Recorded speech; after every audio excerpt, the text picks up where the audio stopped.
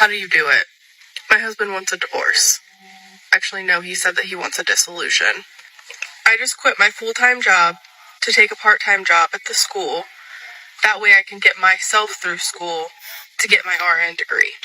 Now he wants to separate, and I have no idea how I'm going to do it. One, I am so sad for our daughter.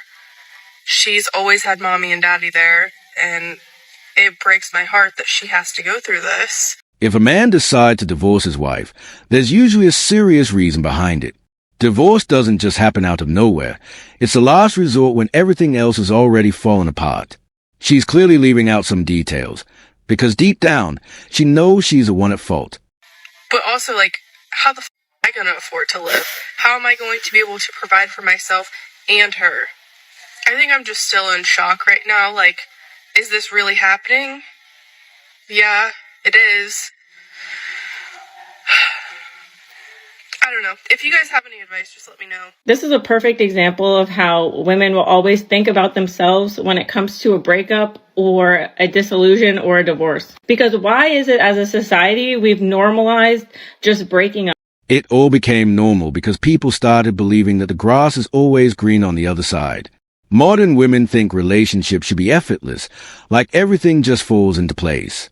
But the moment real effort is needed, she shuts down and blames a man instead. Imagine if these same women put in the same amount of energy into fixing a relationship as they do in planning their exit. And all that's really going to happen is she's going to find some simp loser that wants to put up with her kids and basically take care of her and do the bare minimum as a stepdad, because basically he's easier to manipulate because her ex-husband no longer wants to put up with it. Honestly, she'll be lucky to find a guy who's okay with that kind of deal. Men are starting to see through the trap of dating single mothers, because in most cases, he just ends up being treated like a walking wallet while getting disrespected in the name of the child. And before we wrap up, quick reminder, guys, check out my second channel for more content. The link's in the pinned comment. So go take a look after this video. Yes, feeding that bear is dangerous. You know what's dangerous? A strong, independent woman with a brain. Quick history lesson for you. Back in the day, it was the women that protected the village from predators. Help me! Don't worry, I'll find a woman. Help me! Is there a strong, independent woman around here? Hell no. That's exactly what a lot of women are doing these days. They make some of the worst and most reckless choices, and then get mad when someone points out that it's not going to work out. Instead of listening, they double down and end up creating their own problems. Apparently, every girl's ex was toxic or abusive, and she was perfect. Recent studies from the University of Delusion have confirmed that no woman has ever been the problem. All right? I've never heard a girl say, yeah, it was me. He tried really hard, but I gaslit him and keyed his car. Never.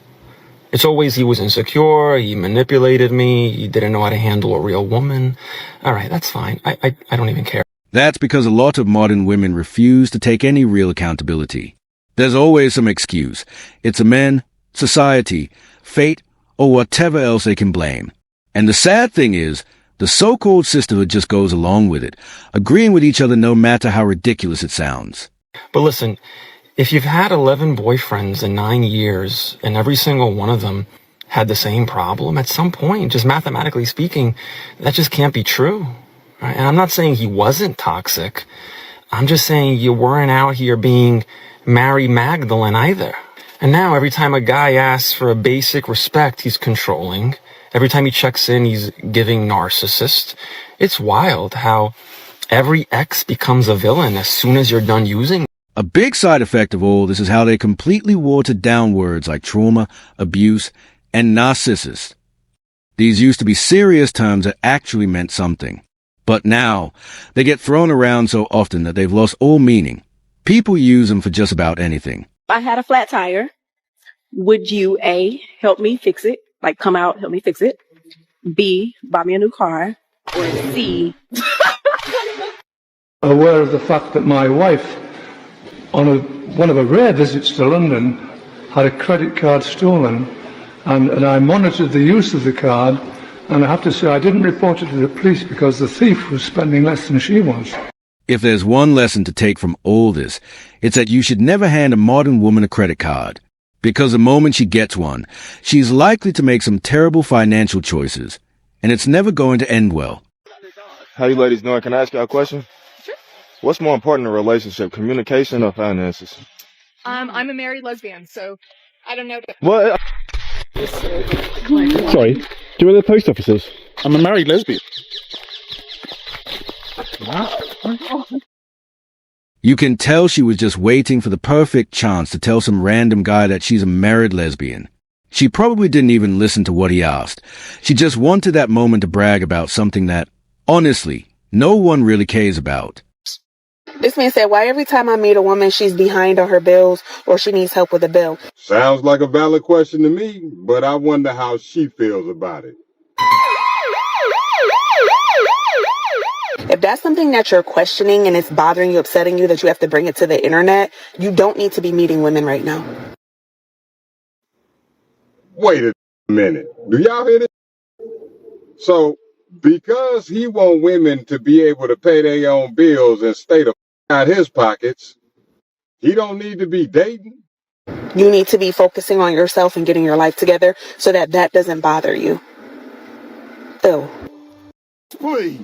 Gentlemen, do not fall for this raggedy reverse psychology. What makes it even worse is how so many of these women proudly go online bragging that they are better than men just because they can pay their own bills. Like, seriously, that's something every adult is supposed to do anyway.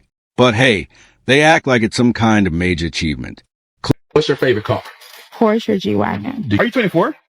Yeah. Imagine buying your G-Wagon 6 years after somebody drove that car. Would you want that car still? No. So you being 30, why would he want you? Listen. We don't even need to hear her response. We already know what she's going to say. She'll claim that the right man won't care about her past or her age. But let's be honest, that kind of man doesn't exist. Because a man with standards isn't going to settle for that. Yeah. So my baby sister just got her first car. So let's go see it. Oh, she missed the turn.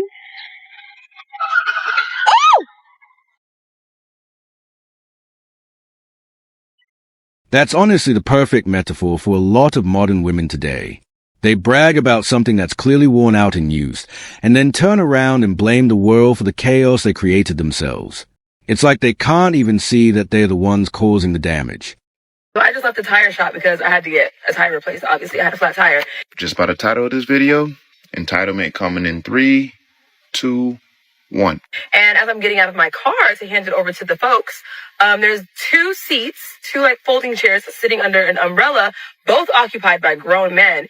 And as I'm getting out of my car, one of the guys looks over at me, looks at my car, and I'm thinking he's about to offer me his seat. And there you have it, only 10 seconds later. Ladies, why do y'all feel so entitled to what people already have? And y'all do this with men in every facet of life. It's not just with giving up seats. Y'all literally walk around thinking just because I am a woman, I am entitled to things. They think like this because growing up, they were told every day that they were perfect little princesses, and princesses are used to being treated like royalty.